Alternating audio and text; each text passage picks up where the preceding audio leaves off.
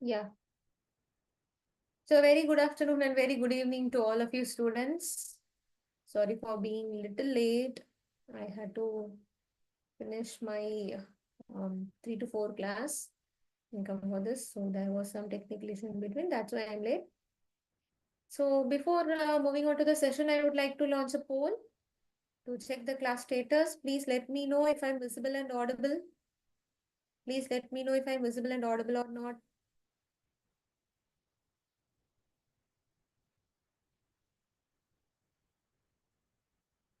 Can you all able to see me and can you all able to hear my voice? Can you all able to see my screen? Yes? Okay. Okay.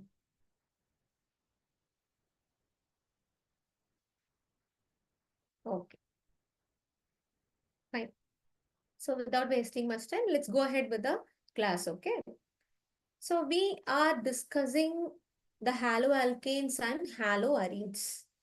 All right. So which is the organic chemistry chapter, first organic chemistry chapter of class 12. Okay.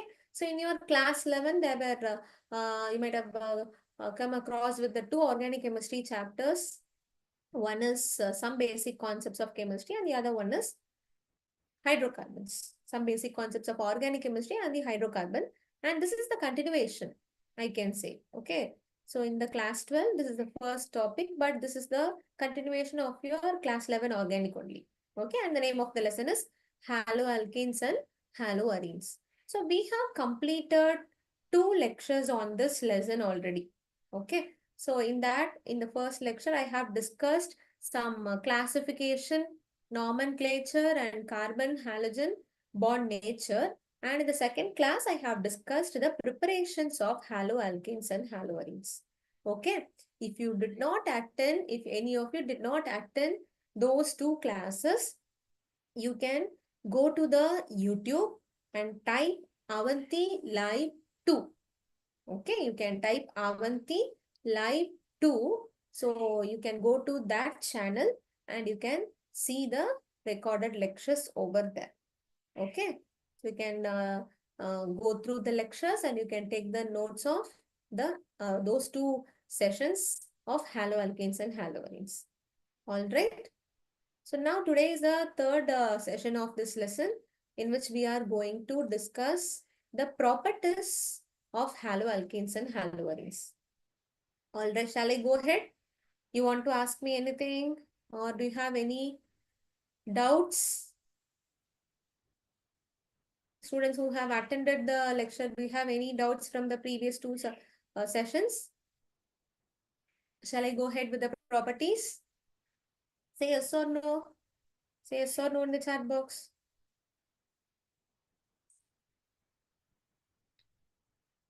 Vijayanagaram, Bhagat, Bishan, Christina Priyadarshini, JNV Bhavnagar students, JNV Rowing, Solapur, Shri JNV Bhavnagar, Shrusti. So do you have any doubts? Want to ask anything or shall I go ahead with the today's topic? Say yes or no.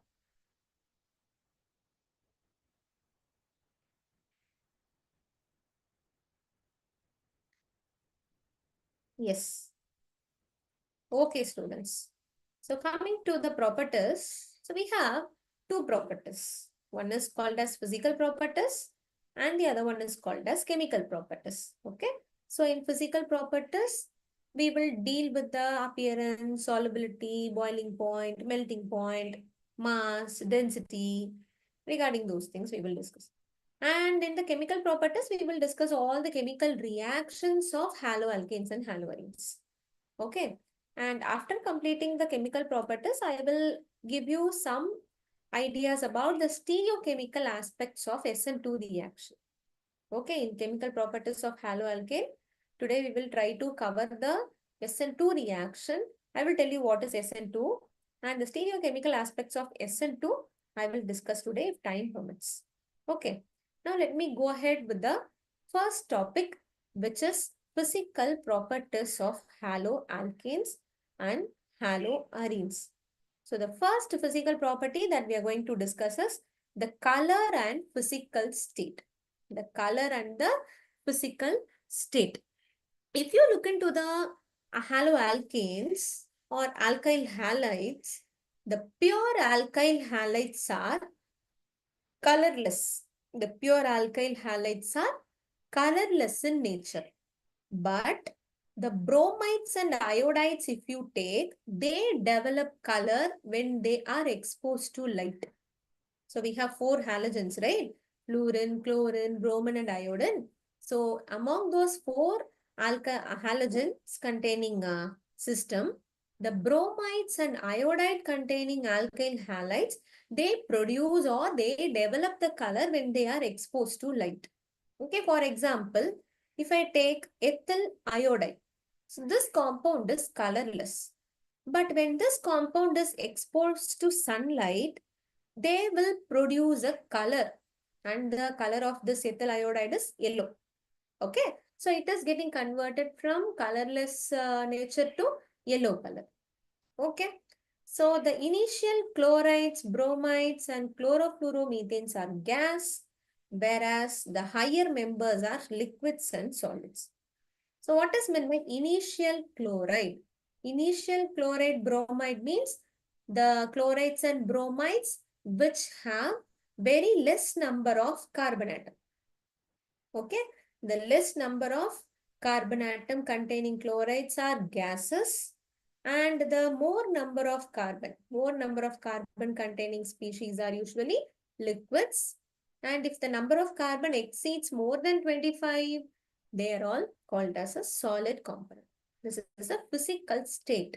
Initially, they will be gas, and from carbon 9 to 18 or 20 and all, they will be liquid, and after that, it will be a solid. Got it? This is about the color and physical state.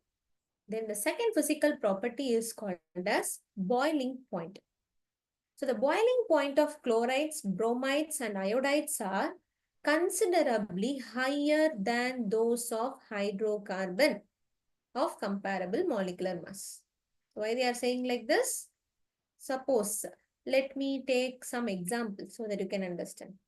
Let me take an example of CH3, CH2, Cl. So this is ethyl chloride, which is the haloalkane. Okay. And if I take CH3, CH2, CH3. This is propane, which is the hydrocarbon. This is haloalkane and this is hydrocarbon. So both of their molecular mass, they are approximately, they are equal only. Or instead of 3 carbon containing hydrocarbon, I can take 4 carbon containing hydrocarbon also. So they will have similar molecular mass. They will have CH2 and one more CH3. They will have similar molecular mass. But the boiling point of haloalkane will be greater compared to the other. Got it? So this is about the first point. Then the second point is for isomeric alkanes. What is meant by isomers? Compounds which have the same molecular formula but different carbon skeleton or different structures. They are called as isomers. For isomers, what will be the boiling point? Who is going to have the highest boiling point value, or who is going to have the least boiling point value? So the concept is the one which is having more number of branches will have the least boiling point. That is, boiling point is inversely proportional to branching. Boiling point is inversely proportional to branching. So let me take one example. You can understand from that. Okay. So here is one compound. How many carbons I have in this compound? So this is the chlorine. And this is carbon 1, 2, 3, 4, 5, and 6. So this is a 6 carbon system. Okay. And I am going to take the isomer of this compound, in which I have 6 carbon. 1, 2, 3, 4, 5, and 6. Okay. So both of them have 6 carbons only. Okay. But one is in a straight chain manner and the other one is having some branch. Okay. So now can you use this relation and tell me which compound among these two will have the lowest boiling point? The one which is having the more number of branch will have the least boiling point. Can anyone tell me which one will have the least boiling point value among these two? Structure 1 or structure 2? Structure 1 or structure 2? Students, come on, go ahead. Tell me which one will have the least boiling point value.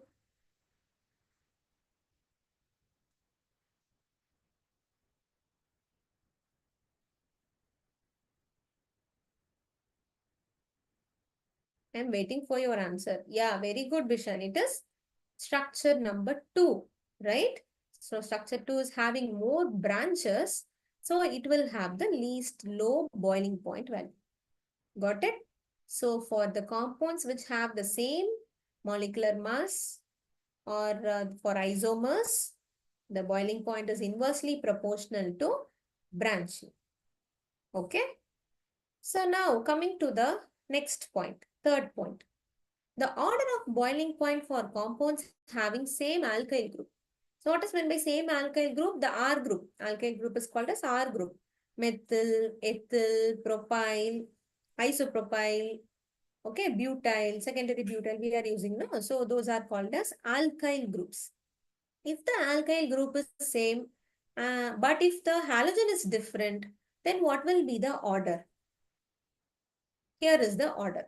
The one which is having the iodine as the halogen will have the highest boiling point value. Can you tell me why? It is related with molecular mass. Boiling point is directly proportional to molecular mass. Boiling point is directly proportional to molecular mass. Okay. So the fluorine mass is very less and it increases on moving down the group. Fluorine, chlorine, bromine, iodine. So among these four halogen, iodine will have the highest molecular mass value. So the boiling point of iodine containing alkyl system will be more. Okay. So if I have CH3I, CH3Br, CH3I will be having the highest boiling point value. Got it? Because the mass is more. Clear for all of you? So all of you can take down this relation also. If the molecular masses are different, then the boiling point is directly proportional to the molecular mass. If the molecular masses are same for isomers, then it is inversely proportional to branching. So these are the very two important points you have to keep in your mind. Okay. So boiling point for isomeric dihalobenzenes are very nearly the same. Boiling point for isomeric dihalobenzenes are very nearly the same. This is the fourth point. This is regarding the aromatic system.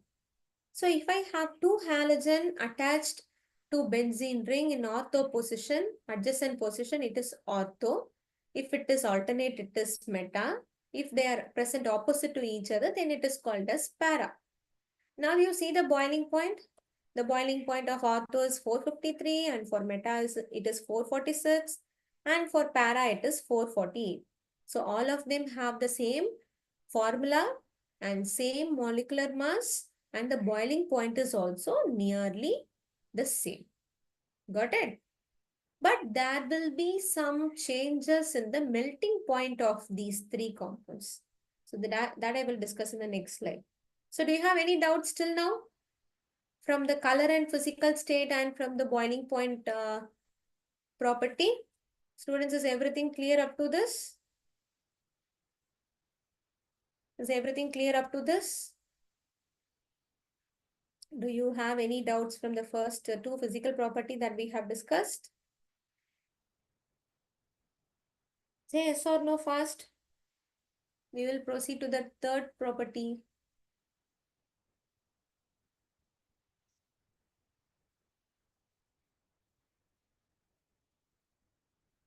Okay. So coming to the melting point. So I will take the same three compounds and I will compare the melting points now. Now the melting point of ortho is 256 and for meta it is 249 and for para it is 323. Okay. So now it is very clear that the para isomer is having the highest melting point value. Why? What is the reason behind this? Why it is having considerably the high value compared to the other two? The reason is the compound is symmetrical in nature. What is meant by symmetrical? If I cut this molecule along this axis into two, it will give me the two equal half. So if I try to keep one more compound here, what I can do? I can place the other second molecule here and I can place the third molecule here. Okay, third molecule here. And this para compound will give me a packed structure. Okay, the packed structure. So it is having the more packing efficiency. Means it is highly dense. It is very difficult to melt. So that's why it is melting at very high temperature. Okay, because of its symmetrical structure, the packing is more efficient and the melting point is very, very high compared to the other. Got it? Is it clear for all of you? So para isomer will have the highest melting point. Why? If they ask you a question like this, you have to give that the molecule is symmetrical and that's why it is having the highest melting point. Is it clear for all of you? Shall we go for the fourth physical property? Shall we go for the fourth physical property? Shall we go for the fourth physical property? Yeah, I will go ahead. It is density. Fourth physical property is density. So what is the formula to find out the density, students? Density is equal to mass by volume, right? So if the mass is more, density is also more. That's all. Okay. The density of the compounds increases with increase in the number of carbon and the halogen atom and the atomic mass of the halogen atom. So ultimately, if the mass of the compound is more, then the density of the substance is also more. Okay, because density and mass are directly proportional to each other. So density is the fourth physical property. The fifth physical property is solubility. All the haloalkanes are very least soluble in nature. Okay, they are all very less soluble in water. Okay, they are very less soluble in water. Okay, the very important point you have to keep in your mind. All right. So what is the first property we have discussed? First is color and physical state. Color and physical state. What is the second physical property? Second physical property is boiling point. What is the third physical property? Melting point. Fourth one is density and the fifth one is solubility. So we are studying more points in the physical properties of haloalkanes and haloarenes. So under each topic, I have discussed some important things. So you all have to keep those things in your mind. Okay, please don't forget. And going ahead with the physical property, I will give you one question. So please try to find out the answer for this question. Can you arrange the following four compounds in the increasing order of boiling point? Arrange the four compounds in the increasing order of boiling point. 1-chloropropane, 1-chlorobutane, 2-chloro-2-methylpropane and 1-chloropentane. So first of all, you have to write down the structure. So write the structure for the given names and then go ahead with the order. So take 1-chloropropane. Propane means 3 carbon, right? 1, 2, 3. So this is carbon number 1, 2, 3. To the first carbon, chlorine is attached. This is 1-chloropropane. Compound number 1. Then 1-chlorobutane. Butane means 4 carbon. 1, 2, 3 and 4. 1-chlorobutane. Compound number 2. Okay. If you have get the order, increasing order of boiling point before I solve this question, you can put that in the chat box. Okay. And you can check. Then the third compound is 2-chloro-2-methyl propane. So propane means 3 carbon. 1, 2, 3. So in the second carbon, we have chlorine and also we have methyl. Methyl means CH3. So this is compound number 3. And the compound number 4 is 1-chloropentane. Pent means 5 carbon, right? 1, 2, 3, 4 and 5. And to the first carbon, we have the chlorine. So this is compound number 4. Now you have to use the two relations we have studied in boiling point. Okay. Bishan is giving me one answer.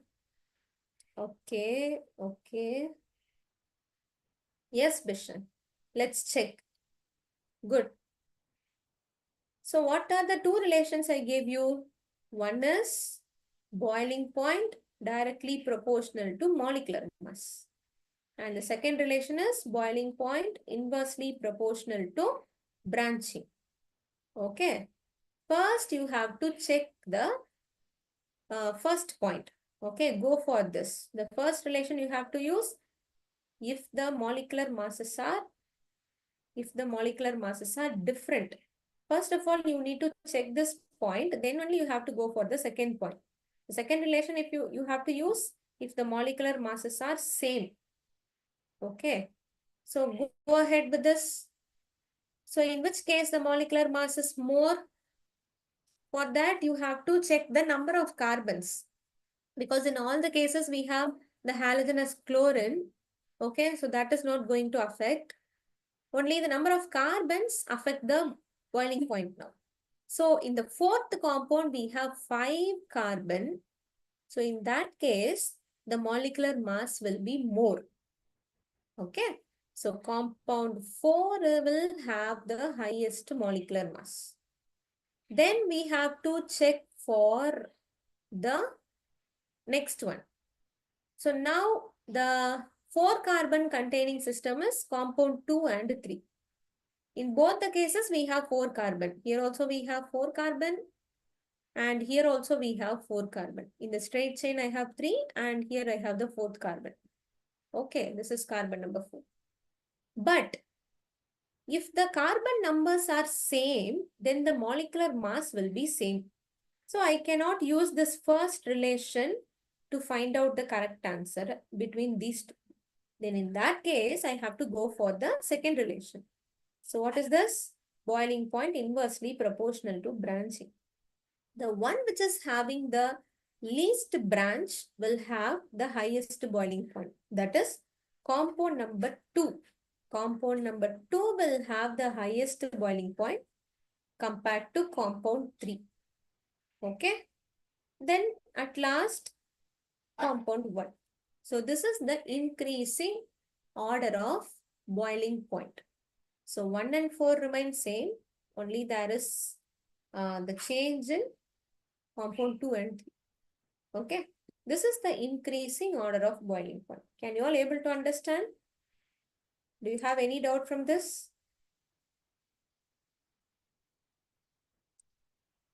Can you all able to understand, students? Can you all able to find out the increasing order of boiling point from the concepts? Yes. Yes. So here you see, it increases with increase in number of carbon and decreases with branching. So this is the order. This is the order. Okay. 1, 3, 2 and 4. This kind of question is very important because in the examination, they will give you 4 options and they will ask you to find out the correct decreasing or increasing order of boiling point. So in all those types of questions, this type of question will come from all the organic chemistry. Okay, all the organic chemistry lesson have this type of question according to that particular lesson compounds. Okay. But in all the lesson, you have to use the same two relation which I have given. All right. So please don't forget those two relations which I give you. It will be applicable to all the organic compounds lesson. Got it? So with this, the physical properties is getting over. Now we will enter into the chemical properties of haloalkanes. Okay.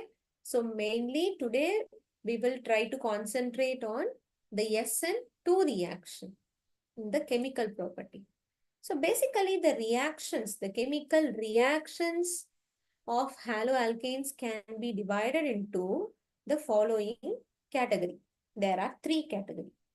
One is nucleophilic substitution, and the second is elimination, and the third reaction is called as reaction with metals. Okay, so these are the three chemical reactions or the three chemical properties of haloalkanes. So in the same way, we have three chemical reactions under haloarenes also. That we will see later. Okay. Once we complete these three, we will come to those three. Got it? So among these three, I am going to start with the first chemical property, which is nucleophilic substitution reaction. What is meant by nucleophilic substitution reaction? The reaction in which a nucleophile replaces already existing nucleophile in a molecule is called as nucleophilic substitution. That is one nucleophile. And also we have one more nucleophile in the other reactant. If this replaces the other, then it is called as nucleophilic substitution. But what is a nucleophile? Can anyone tell me what is a nucleophile? You might have studied the definition of nucleophile in your 11th class. Let me see who can recollect the definition of nucleophile from your last year. Can anyone give me the definition? So we have 2 to 3 definitions for nucleophile. You can give me at least one definition. What are called as nucleophiles? What is a nucleophile, student? Can I get at least one definition for nucleophile from any one of you?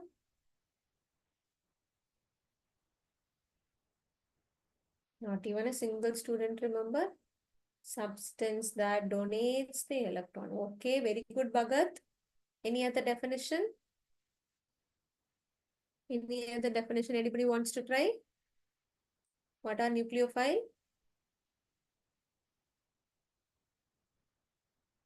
Okay. Nucleophiles are nucleus-loving species. Nucleophiles are nucleus-loving species. Okay. Or nucleophiles are the lone pair containing species or the pi electron cloud containing species. Okay.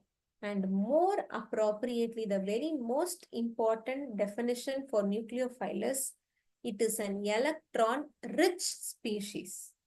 Nucleus-loving, lone pair containing, and electron-rich. So these are the three definitions for nucleophile. And we represent it as mostly like this. Okay, it is a negatively charged species. Nucleophile is a negatively charged species. And we do have some divisions. Okay, one is the one which I have said now. Nucleophiles are negatively charged and they are the lone pair containing system and they are the pi electron cloud containing system. Under each type, we have some examples. So please note down the examples. Those will be very useful for you. Okay. So this nucleophile concept and electrophile concept is very important because the entire organic chemistry is the reaction between nucleophile and electrophile. Okay. Okay, if I want to give a definition for organic chemistry, I can give like this. It is a reaction between nucleophile and electrophile. Got it? So you should know to find out the nucleophile from a reaction and the electrophile from the reaction. If you get those two for any reaction, You can find out the answer so easily for any type of reaction I give you. Not only I give, whatever the question comes for your exam. Okay, so you need practice. You need so much of practice for that. Got it? So you will get practiced and you will get to know. Okay, when you attend the classes regularly and if you revise the organic chemistry every day, you can get to know and you can get practiced well and you can get good marks in the organic chemistry part of chemistry. Got it? So coming to the list of negatively charged nucleophile, Cl minus, OH minus, NH2 minus, HSO4 minus. So in all the case, we have negative charge. And the lone pair containing nucleophiles are H2O, NH3, alcohol, and amines. ROH is alcohol, RNH2 is amine. So in all these cases, you have lone pairs, right? So the lone pairs will donate the electron and they will form a bond. Okay? The lone pair of these nucleophiles will donate their electrons to the electrophile and they will form and they will give a reaction. Okay, this is what Bhagat told. Bhagat only, right? The substance that donate electrons. Yeah. So this will come in your definition. And the pi electron cloud containing nucleophiles are alkenes and alkynes. Alkenes and alkynes. The double bonded system and the triple bonded system. So they are pi electron cloud containing nucleophiles. Clear? Can you all able to understand the definition and the meaning and the list of nucleophiles under each type? Shall we go for the nucleophilic substitution reaction?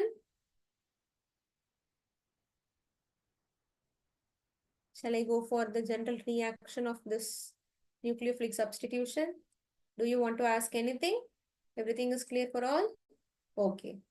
So coming to the point, what is the general nucleophilic substitution reaction for haloalkane? Haloalkane means we will have alkyl and a halogen. For example, CH3 and X. So this is a haloalkane and X is the nucleophile here. Halogen is the nucleophile here. And to this haloalkane, I am going to add another nucleophile from outside. If these two reacts with each other, they will produce a new compound in which the X is replaced by the new nucleophile. And X has been kicked out as X minus. X has been kicked out as X minus. So one nucleophile is substituting the other nucleophile. So this is an example for or the general reaction for nucleophilic substitution of haloalkane. Okay. So now there are two types in this nucleophilic substitution. One is SN2 reaction and the other one is SN1 reaction. So let me start with SN2 reaction. What is the full form of SN2? Substitution, nucleophilic, bimolecular. Substitution, nucleophilic, bimolecular. So why it is called as bimolecular? There should be some reason behind this, right? So the scientists are calling this as bimolecular because this type of SN2 reaction follows second order kinetics. Second order kinetic means the order of the reaction. Order of SN2 reaction will be 2. Order of this type of reaction will be 2. Okay. Order is 2 means the rate of the reaction depends on 2 reactants. The rate of the reaction depends on 2 reactants. One will be the substrate and the other one will be the attacking nucleophile. Right? So here I have shown you, no? Here we have 2 reactants, right? A plus B giving C plus D. So these are the 2 reactants. So one is a substrate or a reactant and the other one is the nucleophile. Both of them are the reactants. Okay. So now the rate of the reaction depends on both the substrate and the attacking nucleophile means then the reaction is called as SN2. Okay, here you see the rate of the reaction is directly proportional to concentration of substrate as well as the concentration of attacking nucleophile. So 1 plus 1 is 2. Order of the reaction is 2. So that's why it is called a second order kinetics reaction since the rate is 2, since the order is 2. Clear? So now I will explain you the mechanism. Let me take the haloalkane. Okay, so this is the haloalkane and the hybridization of carbon is sp3. So the geometry is tetrahedral. Okay, and all of you can able to find the tetrahedral structure, right? So the three hydrogens are like this. The three hydrogens are facing towards this direction and the one chlorine is here. Okay, so this is the substrate. And now the attacking nucleophile is coming. Attacking nucleophile is coming and it is trying to come near the haloalkane. And when it comes near the haloalkane, what is happening? We just see this is the initial placement of the three hydrogen. They are facing towards this direction. Now, when the nucleophile tries to come and approach, what is happening to the three hydrogen? All the three hydrogens are coming to the same plane.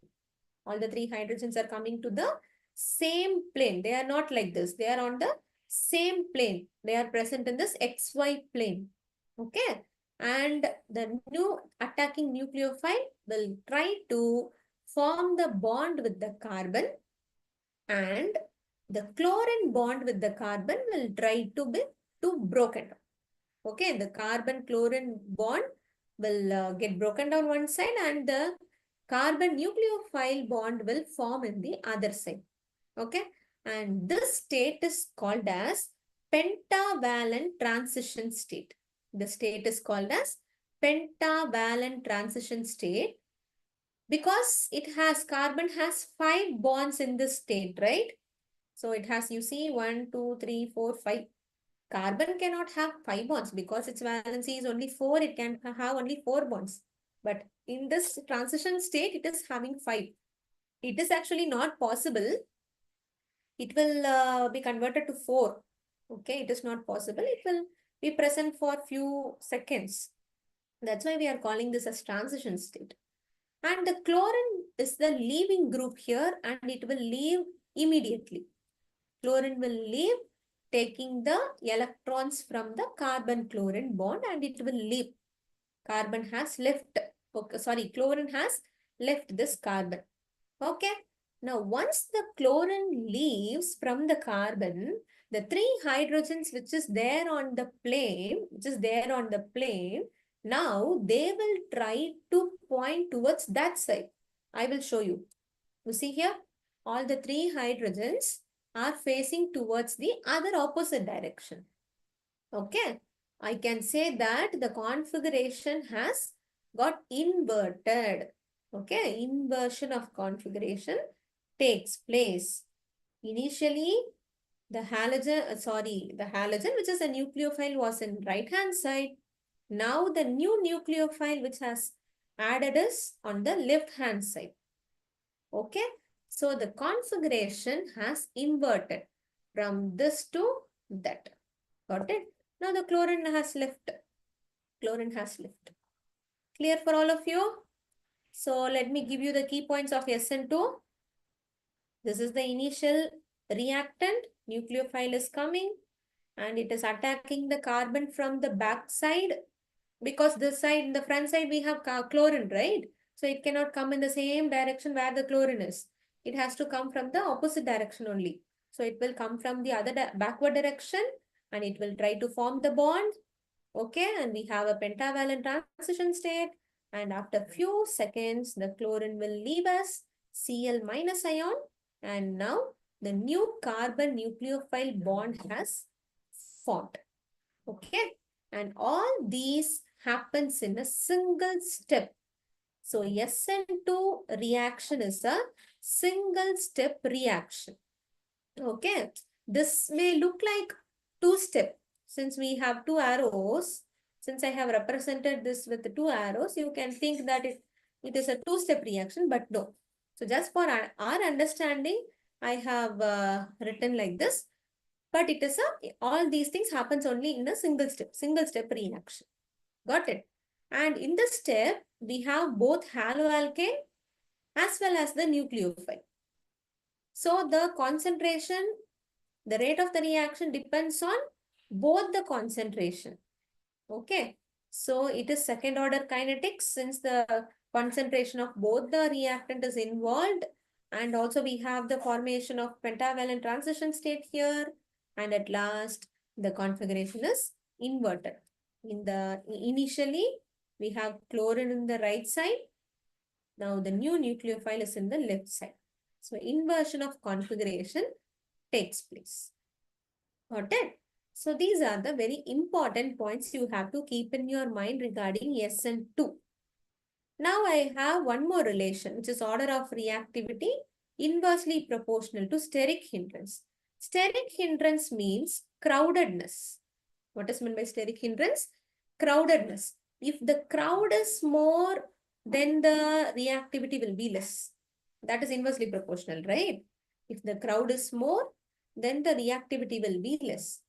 Now, if I compare this with the three types of alkyl halide, primary, secondary, and tertiary, in which case the crowd will be more in primary or in tertiary? Crowd will be more in case of tertiary, right? Suppose, for example, if I take, CH3, CH2, CH2, CH2, Cl. This is primary. And CH3, CH, CH3, CH3, Cl. It is not CH.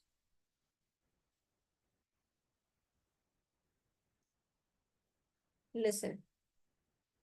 CH3, CHCl, CH2, CH3. This is secondary. Okay. And let me write the tertiary here. A carbon which is attached to 3CH3 and 1 chlorine. This is tertiary.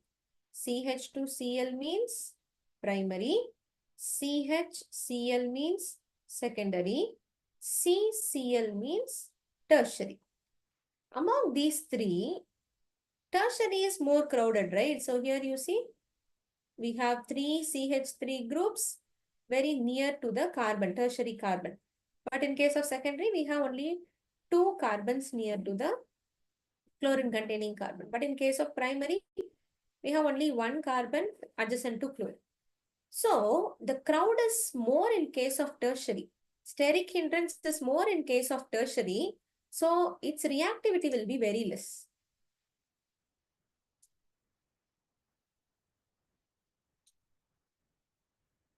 Reactivity will be very less. Got it?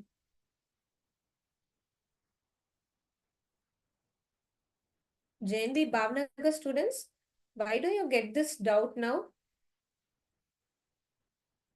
Why did you get this doubt at this point?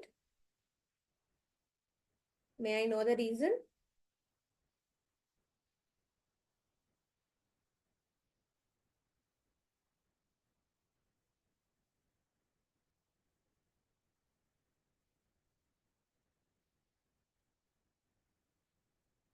JNV Bhavnagar students, why you are getting this doubt at this point?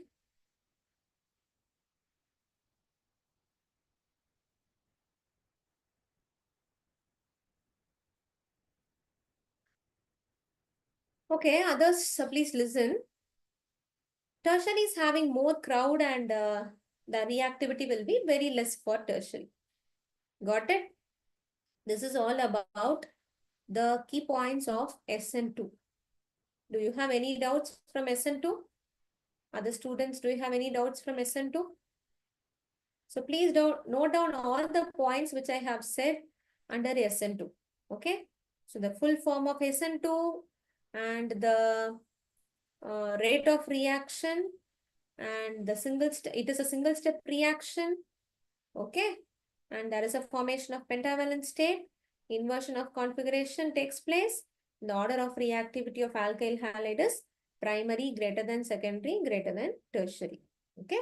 So these are the 6 points you have to have in your notebook. Clear? Shall I go for the third topic? Stereochemical aspects of SN2 reaction. Are you all ready?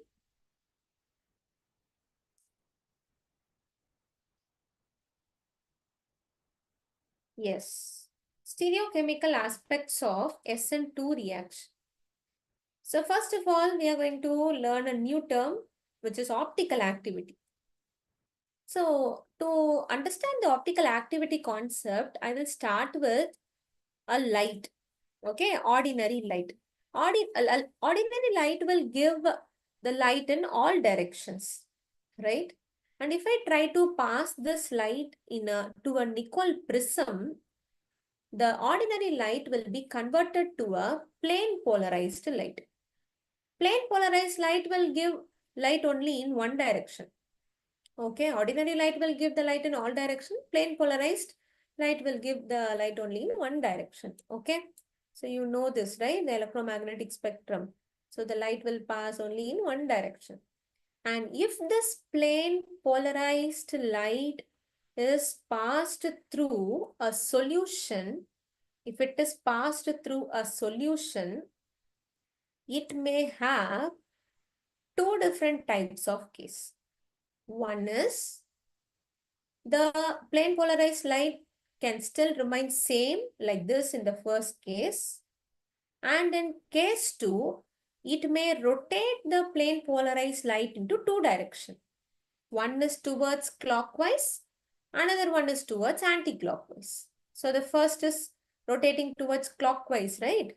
So this is called as dextro-rotatory. Okay, and it is represented by D or plus, small d or plus. If the light is rotated towards anti-clockwise direction, it is called as levorotatory, and it is denoted by small l or minus. Okay, and these two are called as optical isomers. Why? If the compound is optically active, if the compound which I have taken in this container is optically active compound, then it means there are two compounds present inside the container. One compound is rotating it towards clockwise and the other one is rotating towards anti-clockwise. Okay, so that's why we observe two different types of rotation. So those are called as optical isomers. Compounds are called as optical isomers and the process is called as optically active process. Okay, if I have only one compound, means if the compound is optically inactive, there will be only one compound. Okay, in that case, we won't find any clockwise, anti-clockwise rotation like this. So we will observe only one type of thing. Okay, it will give the plane polarized light as such. Got it? So if you observe two different types of rotation, then it is optically active. If you observe only one type of thing, it is optically inactive. Got it? The first case is for optically inactive compound. Okay, or for racemic mixture. So any doubt from this? Did you all understand the optical activity concept? So we have a light. Light is passed through a prism, and after passing through the prism, it is forming a plane polarized light.